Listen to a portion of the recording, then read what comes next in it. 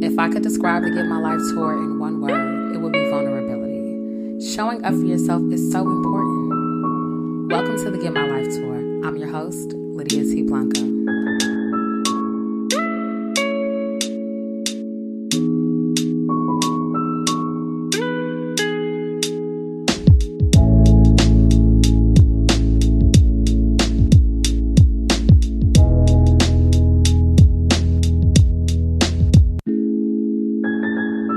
Welcome to the Get My Life tour. I am your host, Lydia T. Blanco, and you know I'm always going to say that I'm extremely excited to have you here. It just is the truth, okay? So I just got to New York probably 2.5, 3 hours ago from California, and I could not miss out on this opportunity to have this conversation with such a beautiful woman.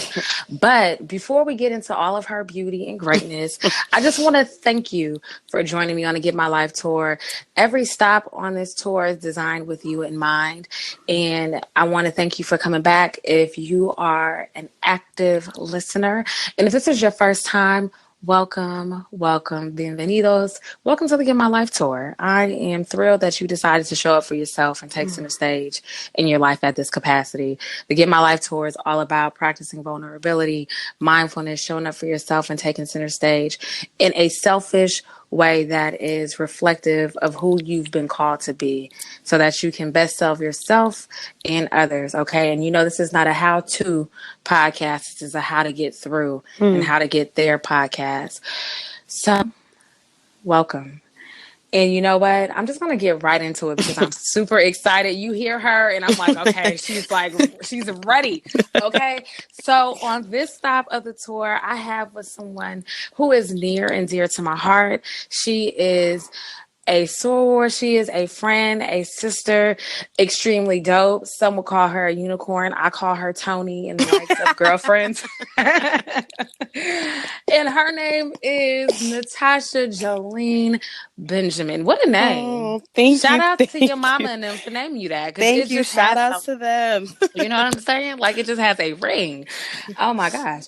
Natasha is a communications professional and entrepreneur who has been putting in work for nearly a decade. Okay. She is not extremely old. She is in the 30s club with me. Yeah, we just turned 30. And she has been transforming brands with her communications and social strategy expertise for the last 8 years. She has built up brands from the ground up, such as Travel Noir. She has worked with established brands like Essence and the Tribeca Film Festival, Barnes & Noble's, Coca-Cola. The list goes on, and I can continue to go, but she's like, Lydia, hey. Stop. Yeah. See, look. I didn't have to say it. I'm She like finished my literally sentence. cringing. Okay, do not cringe. Shout out to your calling. You know what I'm saying? You. Like, look, this will Get My Life tour. Like, right. you are center stage right now. Yes. So the light is on you. What is that? Real New York.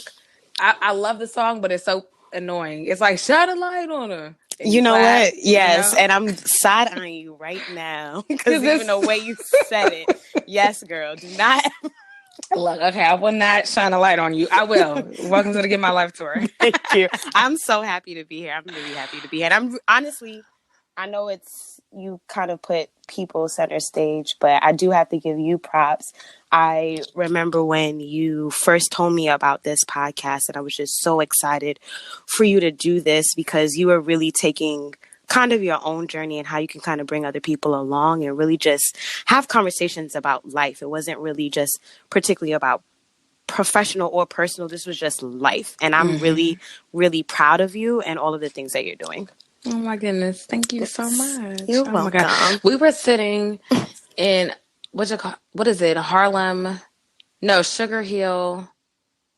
It was Ice Creamery. Yes, it was. Yes. On Lennox. You first told me. Mm-hmm. And we were having ice cream and conversation about life. And I was like, okay, this is something I want to do. You're like, girl, you need to do your own thing. Let me tell you something.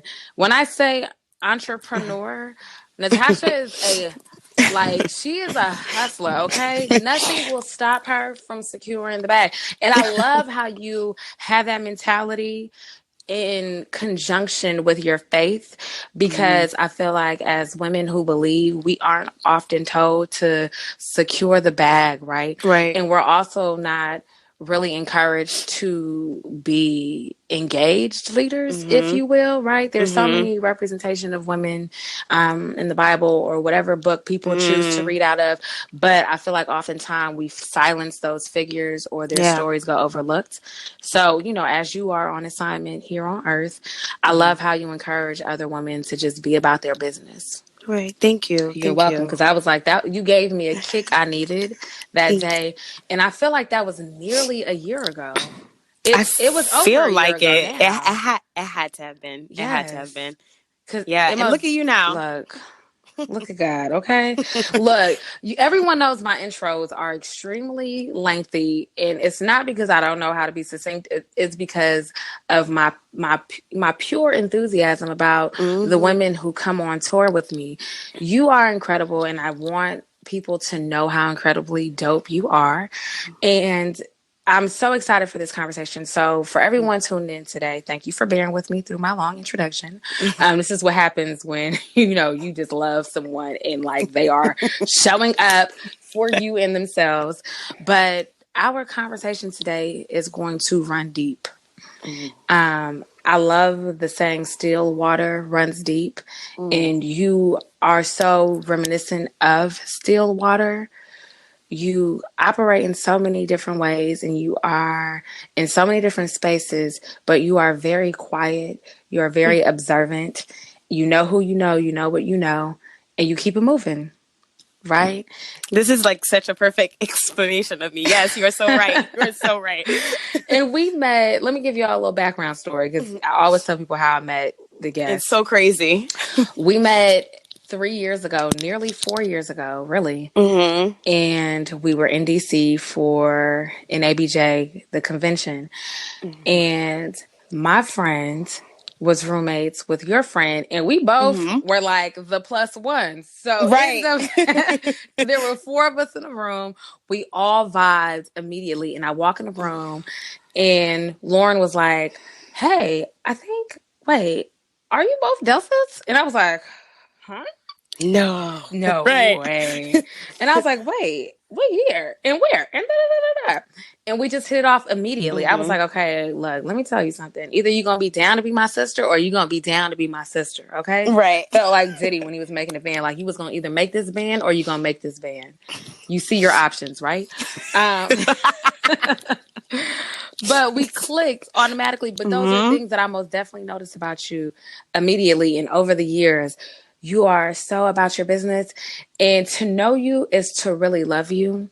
But you've never come off as someone who is super friendly in a sense where you have to know everybody. Like, and that's why I say to know Mm-hmm. you is to love you. And I'm so grateful that you're going to give people the opportunity to know you better today. Thank you. I do have to say, when we met, it's so crazy because I don't know if you remember, but we were at an event and people were like, "Oh my God, are you guys best friends? Did y'all grow up together?" I'm like, "No, we met like 3 years ago." Exactly. It was meant Yes. to be. It was meant Yeah. to be. It was meant to be. It was meant to be. It was like TLC, but And then we anyway. went out to that ESPN party together, and I was like, "Oh my gosh, we can actually Right. hang out in the club." Because I have this thing like, if you can't fight, I can't go to the club with you. Yo, I'm really done with you. I'm I'm so so done with you. like, I'm and I so done. typically don't go out with anyone other than my line sisters and close friends and family. I think it's just like growing up in the Bay. You just had to be super Yeah. hardcore, and like if you was going out, you had to know you was going out. And Right. you know what I'm saying? It just is what it is. We went So out, we had a great time. And then you right. were sitting with me as I was doing like my edit test for this publication at, Yes. the time. I was Yes. fresh out of grad school and you were like, girl, don't be doing da da da da. Then I got my heart broken and you were there and we went out and we got food. And Mm-hmm. then I danced to Kamaya. It was like real ratchet and what I needed at the time. Yeah. And just so many different life transitions. Okay, so Right. speaking of transitions, what we are going to talk about today is an active transition for you, right? As a daddy's girl. And what I would love to title this conversation is Daddy's Girl, Having the Faith to Live and Love While Letting Go. And it is to really touch on who you are and how you are being shaped by the experience of being in a relationship with your father, who is alive, who is as well as he is going to be right now, but is living with, his illnesses. So thank you for being here, and thank you for being willing to share your story with us. I've said so much about you and how we met and all this other stuff, but in your own words, like, tell us who Natasha Jolene is. That's good. I try hard to stay away from titles because I really feel like titles don't make a person. I really think it's just who they are at the core. And, me at the core, I'm just God's servant, honestly. God's servant, a woman who's extremely proud to be Black. And I'm the daughter of Sinette and Paul Benjamin. And I mean, whatever that means to other people, you guys can kind of take it and dissect it how you like. But I could give you my full on bio if I wanted to. But I think who you are is really, again, like I said, it's not about titles. It's not about what you've done. I think it's really just your core and this impact and really this legacy that you're leaving behind. So, yeah. And that just speaks to you being still water, right? It does, because you never show up in spaces super rambunctious. I feel like there is a personality type, especially within the media and communications environment that we live in and operate in our industry here in New York. A lot of pretension and just... Yes, and girl, I don't like it. Okay, I just be like, oh, okay, everybody Right. fall back. Just everybody take 10 steps back and to the left. Now exit the stage. Okay. Exactly. And and for that reason, a lot of people will never be on the Get My Life tour, quite frankly, because this is not about the celebrity. This is not about what you have done. This is about like what it is that has shaped you into the person who you are today and how you show up. And, given all that you have done, what are some of the things that have shaped you? You are your parents' daughter, but what else in life caused you to be still water? I think a huge part of it, obviously, is the topic that we are going to talk about. Really navigating life, because we just turned 30, and so your 20s is such an important part of your life. And I had to navigate my 20s as, I wouldn't say primary, I'm giving all of my props to my mom, but as a secondary caregiver to my dad, and what that looked like for me. And I think that has played a tremendous part in my growth, who I am, the things that matter, the things that really don't. And beyond that, my faith, while I was navigating this part of my 20s, my faith was also expanding. Yeah. I grew up in the church, but I think there's a difference between growing up in the church and having a relationship with God.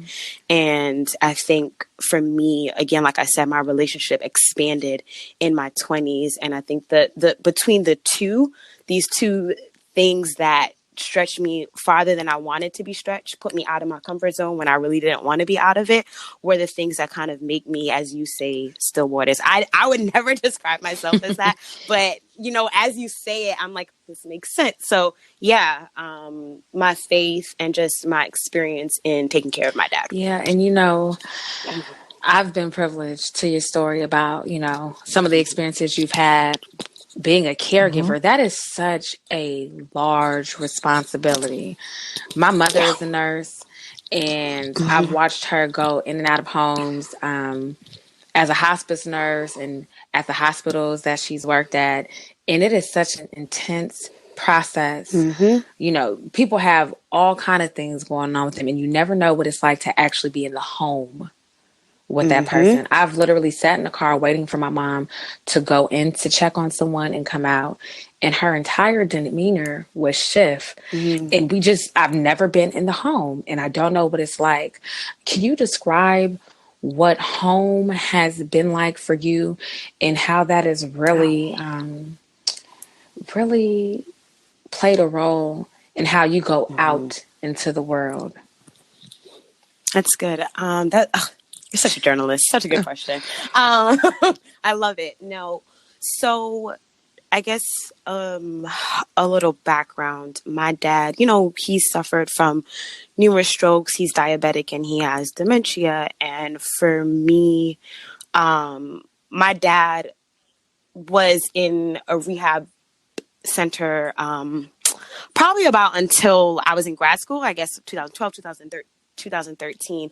But I was a huge advocate to the point where the rehab center was like, we can't keep him here if his daughter basically is going to keep complaining about the care, and the care just wasn't sufficient.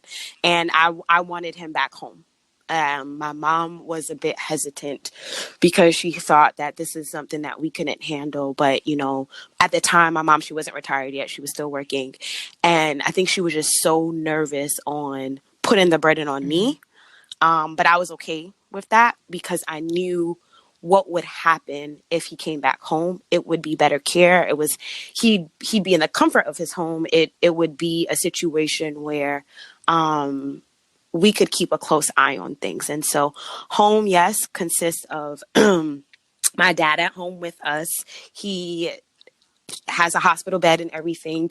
He kind of set up his own room. It's my parents' room, but my mom shares a room with him because she wants to be close with him.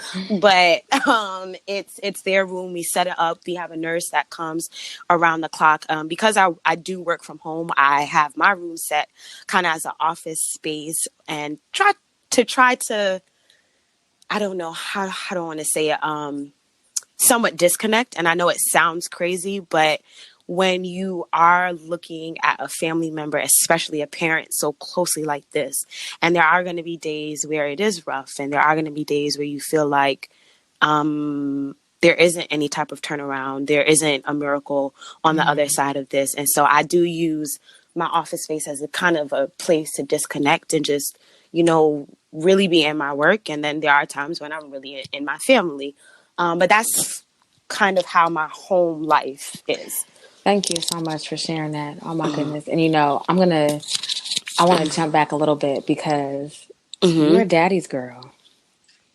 I am. You go so hard for Yeah. him because of the quality of relationship that you've had with him over the years. Like you said, we are recently 30 and you have lived your entire life with your daddy. What was it like growing up with him, having this Caribbean man? Okay, she is like blood clot Jamaican, okay? Like she's like No. whoop, whoop, whoop, okay? Like Lydia, girl. okay, she is beef patty Jamaican. Sister Look, beef let me patty, tell you Jesus. something. She is Natasha is Jamaican, okay? I love it. Thank Chocolate you. Thank skin, you. natural hair, very matter of fact. What was it like? And I say all that to say that she grew up in a Caribbean household. Okay, clearly I Very am Caribbean. not a separatist or anything of that nature. I can say these things because I'm Black, thank God. But what was it like growing up with this man?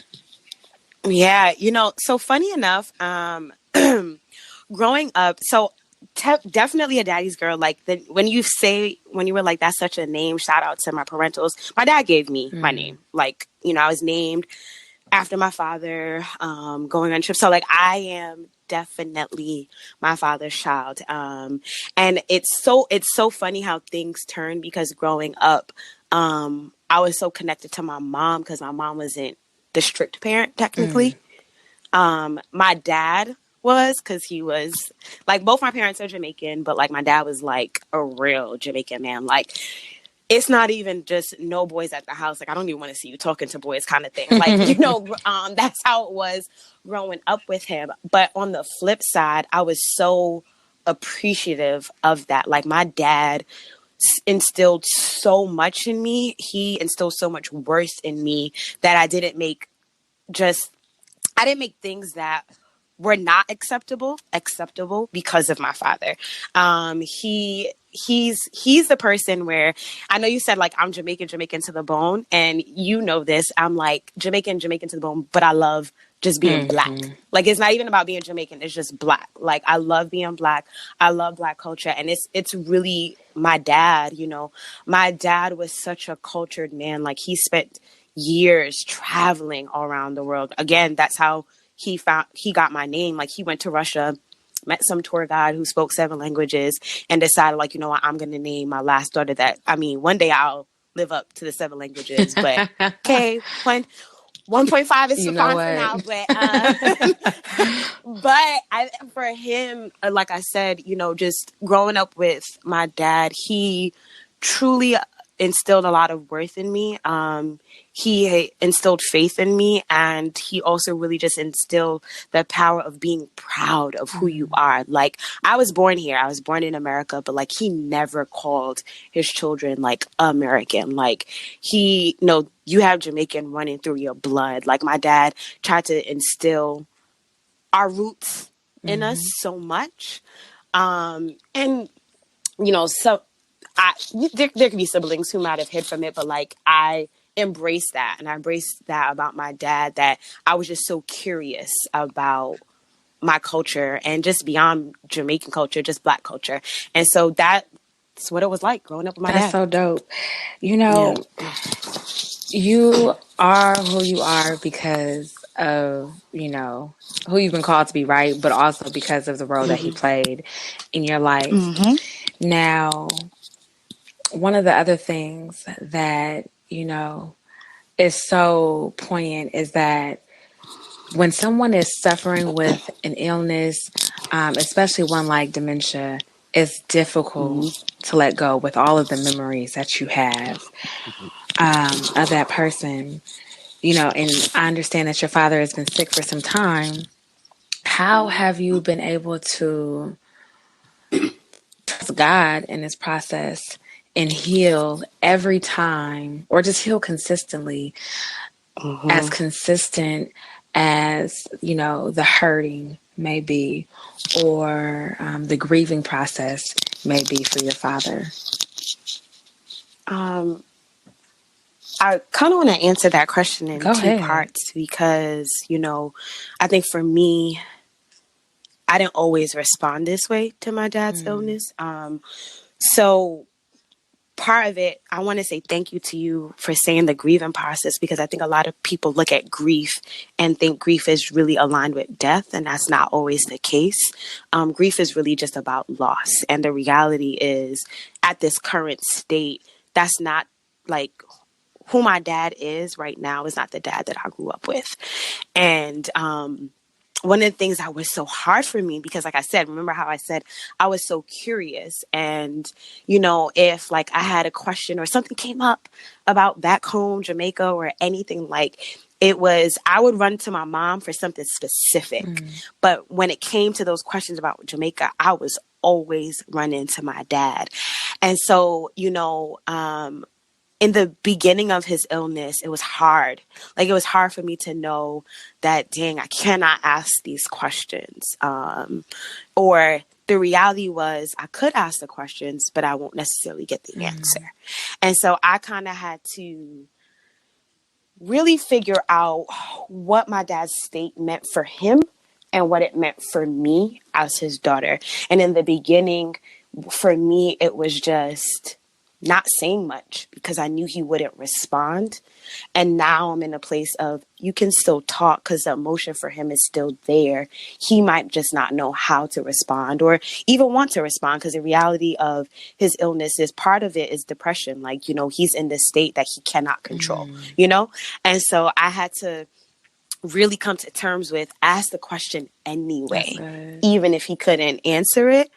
And that's one part of it. But the other part of this thing, so in 2016, like I said, my dad is also diabetic, and I think it's the summer 2016. Thank God for my mom. So I had came home.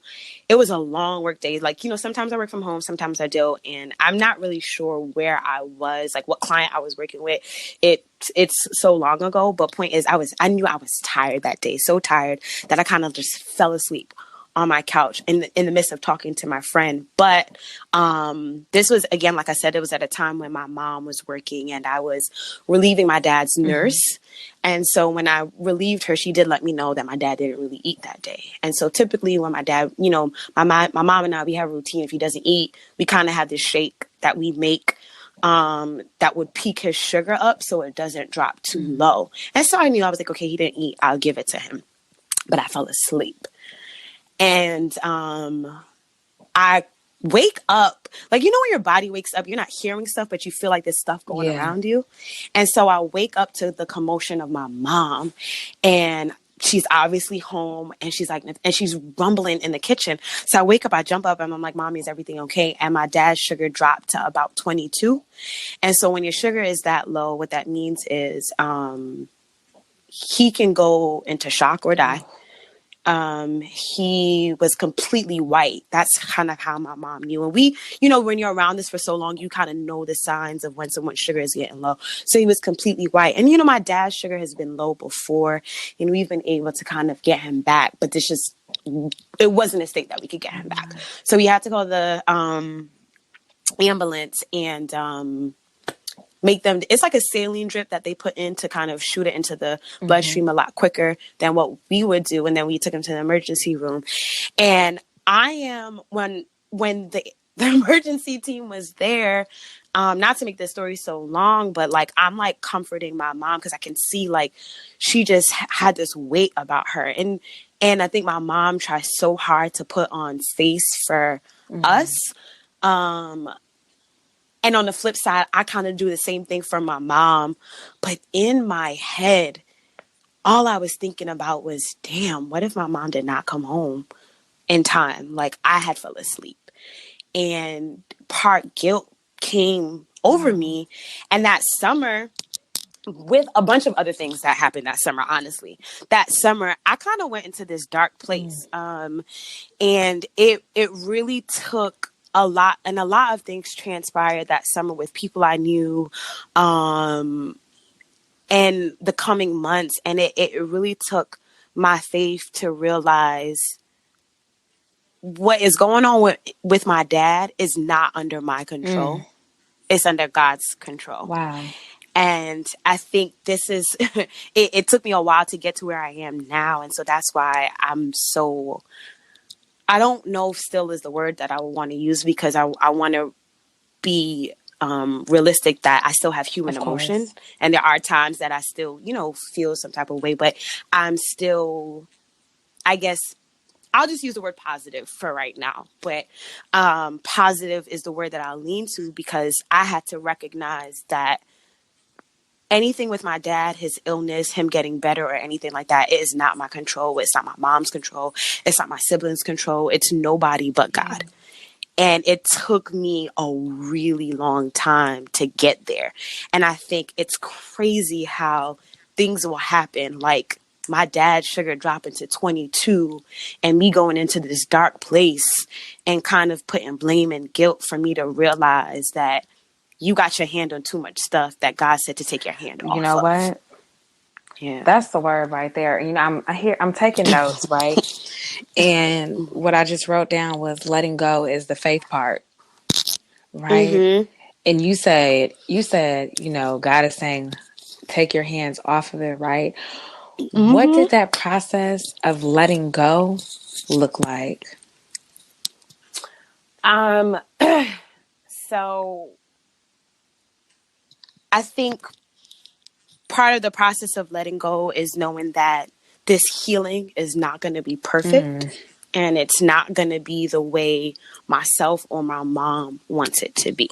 And I keep saying myself or my mom. I have other siblings, yes, but I say that because we're the ones, living with my dad. And it's not necessarily going to be the way that we want it to be. He might not even respond the way that we might want him to respond, but it's not in our control.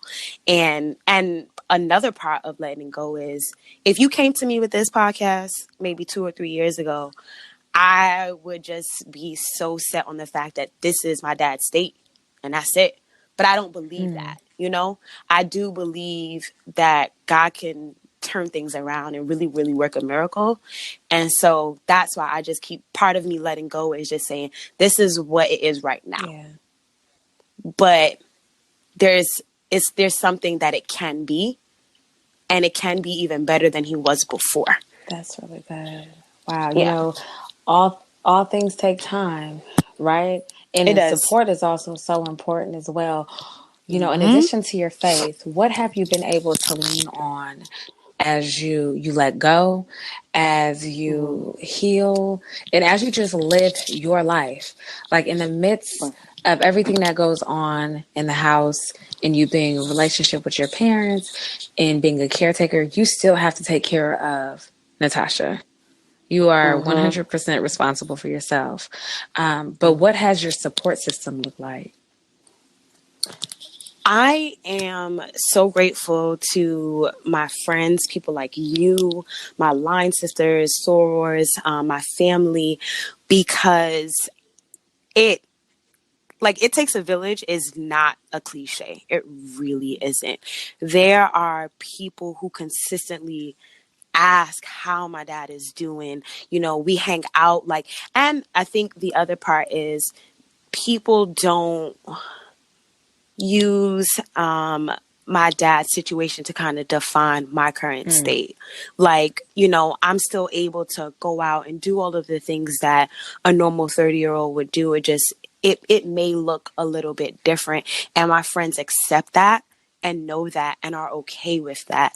And even with you, you know, we hang out, we laugh, and we all the time, and it's as if nothing is happening at home, and it's never this constant reminder that this thing is at home. It's just, I'm just going to be present with Natasha. And so I'm so grateful that I have people who really know how to just be present with me.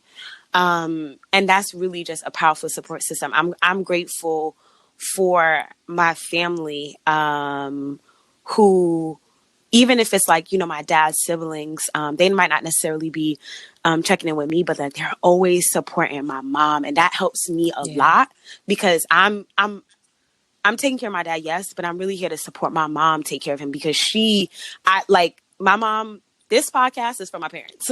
And I could not do what my mom does.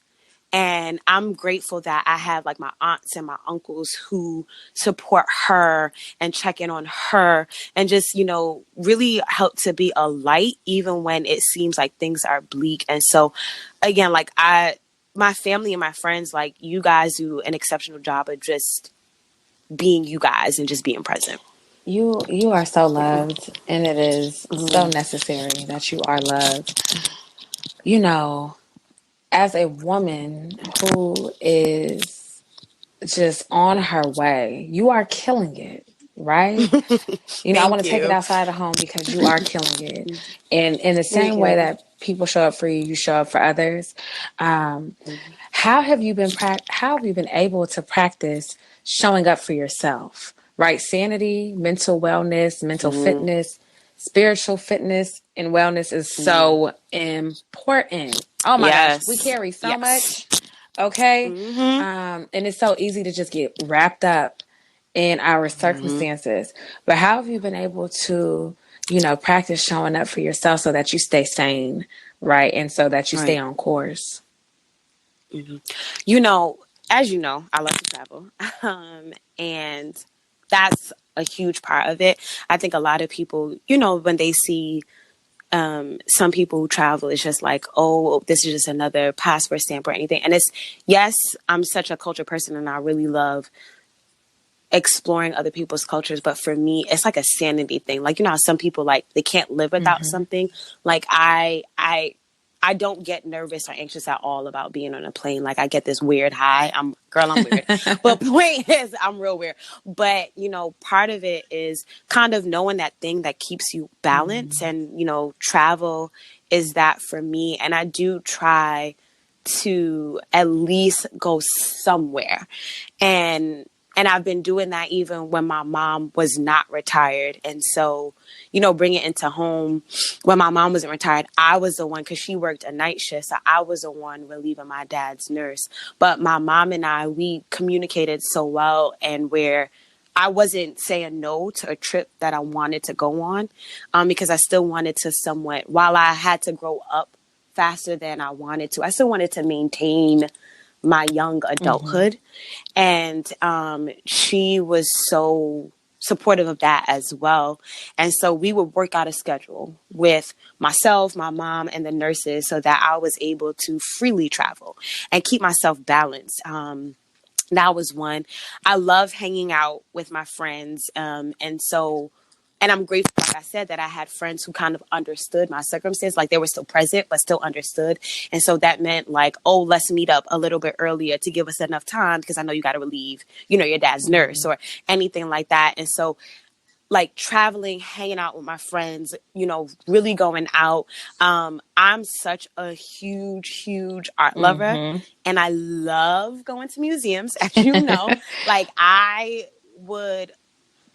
another thing, like, I really would do is I was going to museums a lot on my breaks. Like I said, I do work from home. There are days there I'm not working from home. I'm working elsewhere. Or, when I was working at NYU, I'd be at NYU a lot. But again, when I was working from home, I made sure I took a break to get out of the house. And I would get out of the house, like I said, and really, really, like, just go to a museum and just really just be engulfed in the art in the museum. And these things kind of help me keep balance. I love Sarah Jakes. We love Sarah Jakes Roberts. Okay. We're going to put it Yes, out in the girl. universe. Sarah Jakes Roberts is going to be on this Yes. podcast. Okay. And it's going to be She lit. will. Yes, she Okay. will. It And will. one of the things she said is that you have to have a strategy for your favor. And oh my gosh, I had that written down on a sticky note at my desk. And I was like, okay, let me start strategizing. Okay. But one of the things that just came to mind, and that's the reason why I brought her up, is that because you have a strategy for your stress. And I think that it is so important. I now know to go take a lap around the block. Okay. When the block is hot, I'm like, let me get out. You know what I'm saying? Because I don't want to be responsible for any bad history that takes place. Okay. So I'm like, let me go take a walk, right? You doing things like going to museums on your break or being in spaces that energize you is so important. But you also, in giving kudos to your friends, know how to surround yourself with people when you are going through. Everybody cannot go with you, right? Nope. On the last stop of the Get My Life tour, I talked about going the distance for and by yourself. But I think that I really want you to touch on the importance of the company you keep when you are going Lydia. through. I wish for 2 seconds this was live so people could see me moving my hands in the air. Wow, that's such a good question. And like I said, if you had this recording 2 or 3 years ago, I think my responses would be 100% different. The company that you keep is so important. And girl, we hear our parents say that all the time, like, you are the company you keep. And I was that kid that told my parents, like, look at who you raised. Like, I'm so strong-willed. Like, I'm good. Like, I can keep whatever company and still be me. But it's not true. And for me, my dad's illness opened my eyes to the dead weeds that were in my life and the people that had to go. And that did not mean that these are bad people. It did not mean that they're not, good friends. They just were not good for me. And they were not good for where I was going. And so, they had to go. Yeah. And it sucked because it was people that, you've been around for so long. But I think my dad's illness, without a doubt, taught me the power of the people around you and who's feeding into you. And in the earlier years, I wasn't being fed the right food. It was like being fed like them dusty Pringle trips, because Pringle is not real potatoes or anything like that. Like, junk food, and junk food, it tastes good, it's cool, it's fun to eat or whatever, but it's not good for you. And after a while, I had to really take a step back and really examine my circle. Who were these people around? And like you said, who were the people that could go the distance? And I wanted to be so intentional on building a circle that could go the distance, and a circle that would be here for me and also for the circumstances that I was dealing with. And not everybody can do that. And that's okay. Some people don't know how to deal with something as drastic as, what ill parent or what have you. But yeah, like I said, his illness and his current state right now, it really did teach me the power of the people around you, and that when you make the shift with the people around you, even your perspective may change. And it really did for me. Wow. I really felt the need to ask that question because some of us become so lonely and suffer in silence when we are going through. And I don't think we take inventory of who is around us. Everybody's like, oh, call me if you need something. Tell me what you need. And I'm like, I don't need to make another decision right now. What I need for you to do is just show up for me based on the experience we've had together and how we are in relationship. And I don't think people really take the time to think about that. I was, doing this webinar on LinkedIn Learning, and it was with Sheryl Sandberg, and I believe the other man's name is Adam Grant. I could be botching his name, but I was watching the webinar because it was all about resiliency and all these other things. And this woman has been through a lot in her life, and I respect her. And I was like, okay, let me actually take this course. And she talked about not asking people what they need when they are going through a life change or traumatic experience, because it gives them another responsibility. And she literally gave the example of someone she knew being in a hospital, and her friend, was like, okay, what would you like? And it was like, okay, don't ask them a question. Tell them, okay, ask them how do they like their burger instead of asking them if they want a burger. And it's like when you ask them how they like their burger, they'll just tell you, but you don't have to make them make another decision. And then she also gave the example of someone waiting in the waiting room. And instead of asking like, hey, what time can I see you? That person shot them a text from the waiting room and said, hey, I'm in the waiting room from this time to this time. If you just want to come down and get a hug. Like, if you don't want to get a hug, it's fine. I'll still be here. And I was just like, wait, the level of intentionality. Your friend shooting you a text or saying, let's go to brunch at this time, It is so important. And I'm sure that plays a role in the way that you show up for others and yourself, right? Yeah, it without a doubt it does. And I think you said something so important, like not asking people what they need, because again, like it gives them something else to think about. And it, like I said, it's so crazy how you're asking this question, because I even think back to years ago where that was such a big chunk of my circle, everything that was being asked, it was something else to kind of think about. And it wasn't just showing up. And then when I started to see the people who did just show up without me saying anything, like the time when my dad was sick, and this was a friend that I had probably met maybe like about a year ago. And she was just like, I hope this is okay, but I'm coming, to the hospital so I could see your dad. And it wasn't like a, can I come? Can I get a ride with you to go to the hospital? It was just, I'll be there. And I'll let you know, when I'm downstairs. And I don't think people, and again, a lot of people just don't know how to deal with certain circumstances.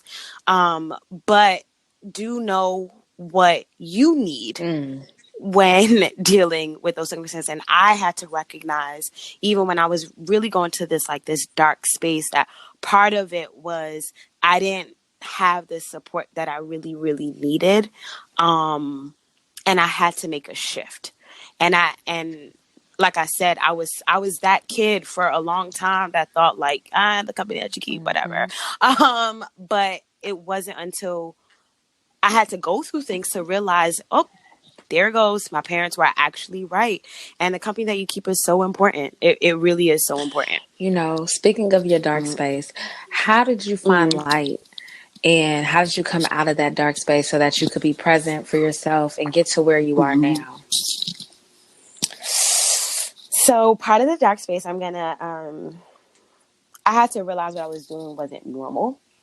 Part of it was, so I would do this weird thing where I'd open my laptop, I would work, and then I would look and stare at my screen and then be like, I'm going to take a nap.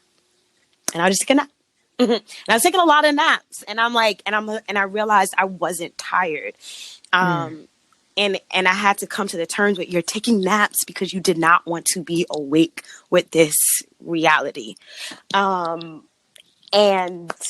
I truly am grateful. I'm really going to shout her out. She's going to be like, what are you doing? But I'm really grateful. I'm grateful for all of my line sisters, but I'm extremely grateful for my line sister Sade, because I think she started to recognize something was just a little off. And she would hit me up. She took me out. And she took me out and knew the stuff that I needed. And she gave me room to just talk about it. And also gave me room to say, I'm not okay. Because some people don't give you room to say that. Some people try to shove it and say, because yes, I'm strong. Yes, I have resilience or whatever. But people often look at the strong friend and feel like they don't have things that they go through as well. And there are people who don't give you room as a strong friend to say, I am not okay. And she gave me that room among other people. Like I had, neos who were calling me so much, and like something, I'm getting this vibe. Like, I mean, I'm not even living in New York. And I had one particular neo was like, she was away in LA, and she felt something and called to check. And like I said, gave me the room to say, I'm not okay. And because they gave me that room, it opened up my eyes to realize, wow, I'm actually really not. And I needed to take the steps to get out of this place. But again, this wasn't under my control. Yeah. This was under God's control. And so I had to recognize what were the things that I needed to do, or what were the things that God was telling me to do for me to get out of this space. Seek therapy, and even if it was, because I think at the time my insurance was pretty off. So, because I think my license was trying to get me to go to a therapy session. I was like, I couldn't even do it then. And so God really opened my eyes. Okay, you can't go to a paid service, figure out other resources. And he did. Like, I was able to download apps. I was able to speak to other people, and speak freely to other people. And I really prayed, at that time, my prayer was, I knew that this was not my permanent space. Just give me the strength to just come out of this temporary situation and not do anything, or make any decision that would be permanent. So, that was really just my constant prayer. And that's kind of how I saw the light. Oh my gosh. I'm over here taking deep breaths. Thank you so much for being so transparent. You're welcome. And vulnerable. You're welcome, Lydia. I too have been in, stints of depression, and it is so real. And at times it's really hard to even just look around the room for the crack, of the door to find the light. And like, sometimes you just want to sit there. You don't even want to reach to feel your way around. I love that people were able to be light for you, and that you were able to walk towards that and come out on top. we don't want to talk about depression as believers. We don't want to talk No. about, being weak as a strong friend. That's not Mm-hmm. sexy. That's not cool. That's not what's trending. And, everybody's talking about check on your strong friend now because it is trendy. But, Mm-hmm. people really don't be calling. No. No one's sliding into your DMs. I'm like, No. well, okay, I guess I'm No. good. I'm not, but I am, but I'm not. But I will be Right. eventually, Right. right? Right. So thank you so much for being real about that. I charge everyone who is listening to this to not fall into the shallowness of what is trendy Mm-hmm. when it comes to being in a relationship with other people. Like friendships are relationships too. And it Yep. is so important to be who you need, right? And it Mm-hmm. sounds like, and I know for fact that you are who you need, right? Mm-hmm. And it's just so powerful. What advice do you have for other, women and men who are loving and who are in the process of letting go of a loved one, a parent, a cousin, a friend, who just isn't and cannot be who they have always been to them? Mm-hmm. And my advice, and a huge chunk of this is going to be a spiritual kind of Mm-hmm. advice. Um, if you know, if you have a spiritual relationship with God, and there's something tugging at you that's saying this just can't be it, it's not. And for me, with my dad, just something keeps tugging, my dreams keep tugging at me, like this just can't be it. Like there has to be a way where he'll start talking more, he'll start verbalizing more, he'll start walking just a little bit more. And I truly believe that God can work a miracle. And so for the people who believe that, also stand firm in that.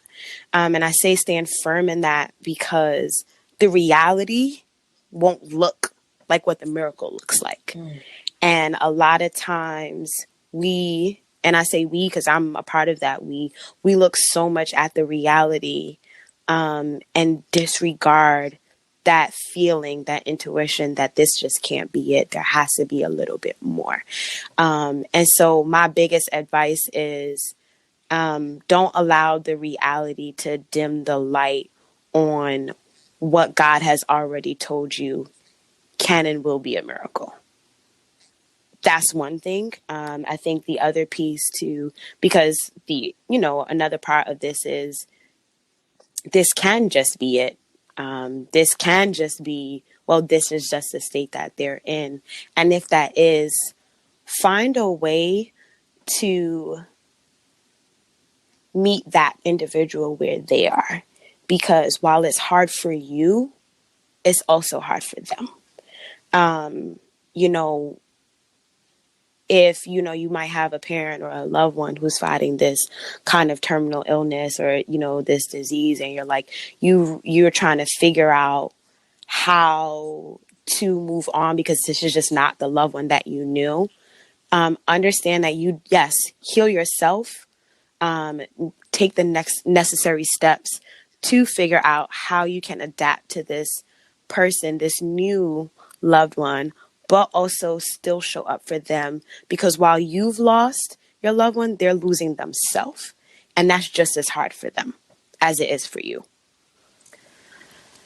My goodness. The amount of faith, the amount of strength, the amount of resiliency, the commitment that you have made to your father, to your mother, to God, to your family, to yourself. It is breathtaking. Like, I really do not have many more words. I am moved to silence. I know I have to keep talking because it is a podcast and I'm becoming overwhelmed with emotion. But I can't thank you for just being. Thank you. This this episode, this stop on a tour is for your mother, for your father. You know, I know Mm-hmm. we don't have much more time left, but briefly talk to them. Um, what love note do you Mm. have for your parents? Oh, that's so good. For my mom, you know, when you do listen to this, thank you. Just thank you for who you are, and just thank you for your sacrifice. There are a lot of people who might not be able to do what you do. You know, at the time when you were working, you worked in a hospital. So you took care of sick people and then came home and did that for your husband.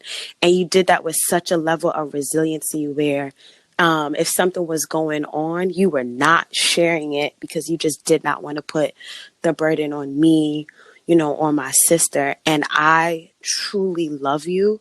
I honor the woman that you are. And I just hope that I can be half of the mother and wife that you have been. And I respect my mother so much. To my dad, you know, you might not be able to say your corny jokes that you normally would say, or we might not be able to have our real deep cultural conversations that we normally have, but I will still show up and show out for you every single day until it's my last. I honor you. I honor you for every single thing that you've taught me. And I know that you might not be able to fully respond when you hear this podcast, because I know my mom gonna play it for you. But I'm hoping that it makes your heart smile to know that there's people around you still believing in a miracle and still believing that you're gonna come out this better than you were when you went in. Love you guys.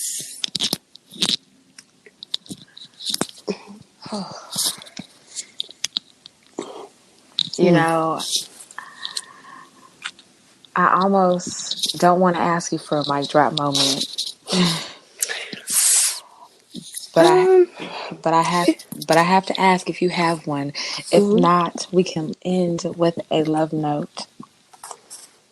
um, the flush of me gonna say and with the love note, but I do believe that while this podcast is for my parents, I think part of this podcast is also my ministry, and I don't want to disregard that. Mm.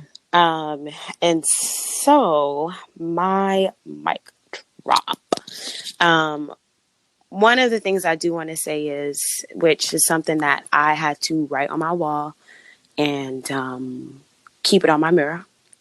And what I have to do in some seasons won't be popular, but will be required for my purpose.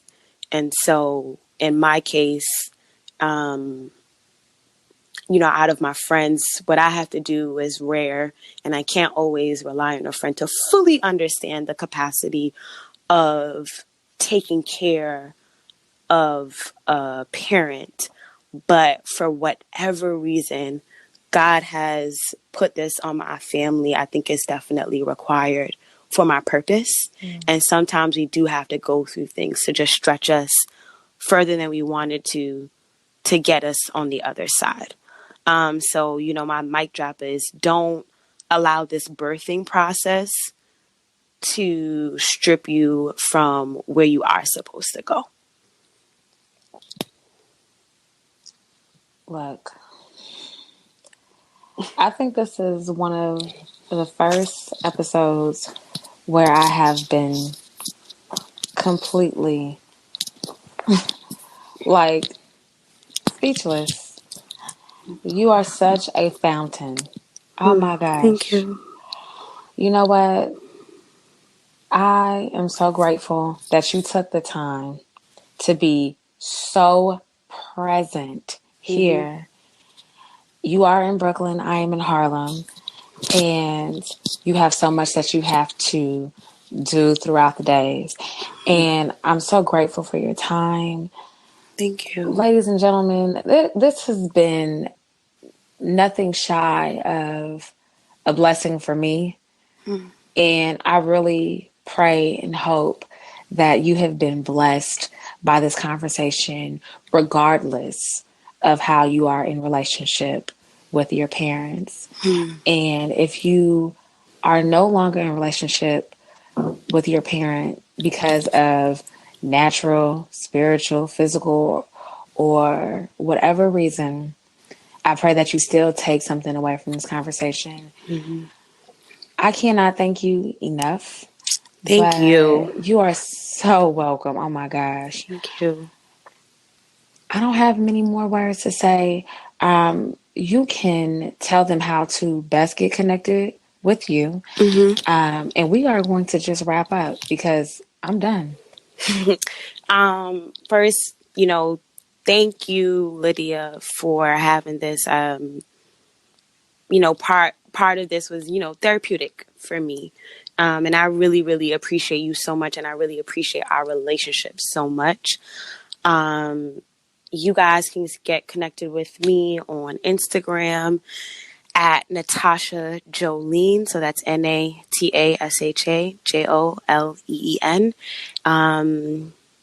You can slide into my DMs as long as it's appropriate. And we, will absolutely stay connected. I love connecting with people, especially women, and really just talking about purpose. So, yeah. Yes. Get connected with her. Be intentional. Greet her when you slide into her DMs. Please. You know how you can get connected with me. And if you don't know, follow the Get My Life Tour on all social platforms. On Twitter, there's a little exception. It's at Get My Life Tour. You can connect with me on all social platforms at Lydia T. Blanco.